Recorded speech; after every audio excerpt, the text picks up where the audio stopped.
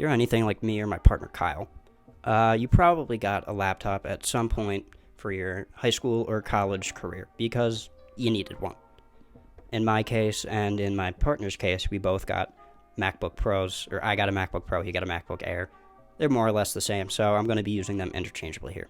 When you first got the laptop, you were probably really excited like me, and like my partner, probably booted it up, signed in, maybe signed on to your Netflix account and all your other stuff.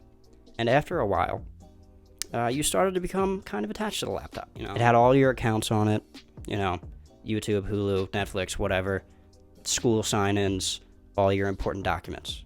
So it was kind of important at least. But then, one day, tragically, you leave your laptop on the couch, if you're my partner, and you leave it on the couch, half closed, with a charging cable running through it. And then you accidentally sit on it, shattering the screen. You're a little sad about this, so, you try to get it repaired, because you don't want to be a wasteful consumer and all. So you take it to the Apple Store. And once you get to the Apple Store, the guy tells you that it's going to be $700 to replace the screen.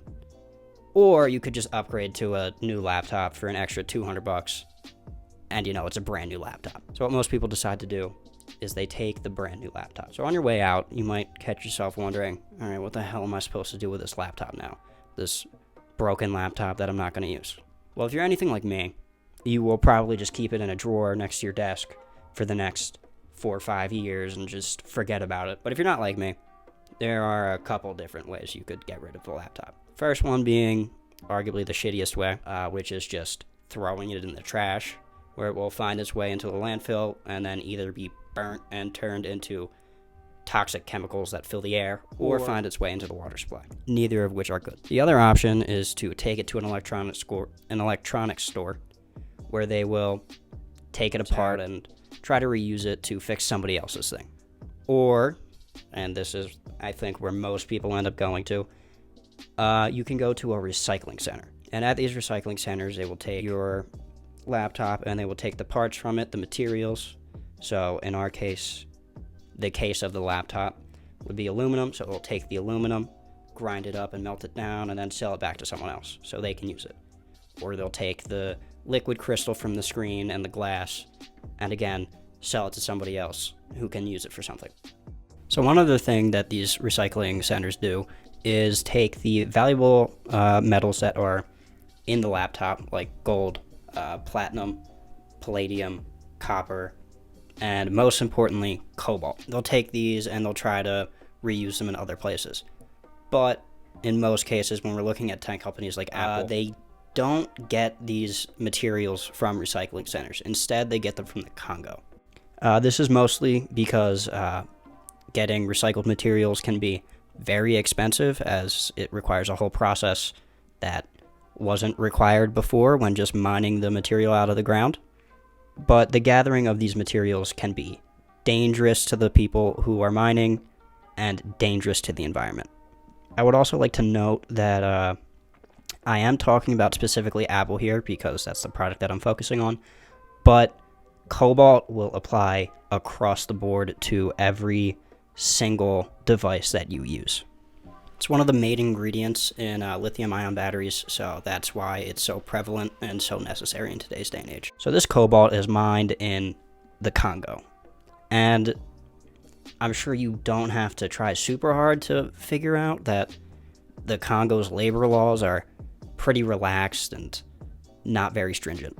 As a result of this, you get these mines that are supposed to be industrial, meaning that there are equipment and machines there, and there's not supposed to be a single person mining for the cobalt. But if you go to the Congo, you will find these mines labeled as industrial have thousands of people mining by hand for this cobalt. Most of the time, they will take pickaxes and hand tools and basically just dig these, 15, 20 feet deep tunnels, and they'll climb down there and take the dirt out, and then they'll give the dirt to children, most about around the age of 10. After the dirt gets to these children, the children will take it and sift through the dirt to find the bits of cobalt ore, and then take it out. And one very important thing to note is that These bits of cobalt are toxic to the touch and to breathe in, and they have children handling them. Now, companies like Apple and like Tesla will try to tell you that they only buy cobalt from clean industrial places.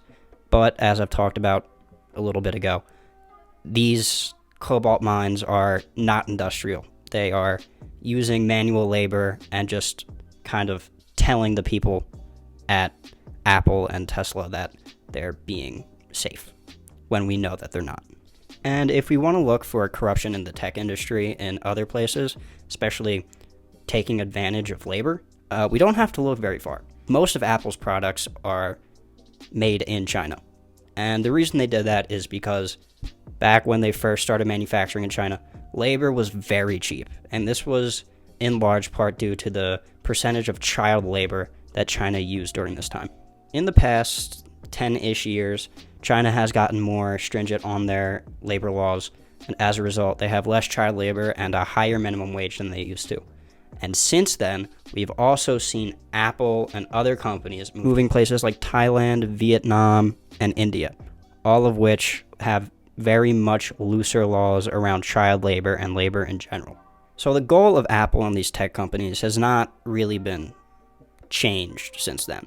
They're still looking for cheap labor however they can. And on top of that, I think an important thing to understand in today's day and age is that you don't get to be a $2.5 trillion company without exploiting your workers and the environment. So next time Apple comes out and says, oh, we used recycled aluminum on our laptop because we want to be better and protect the environment, don't believe them. They're lying to you.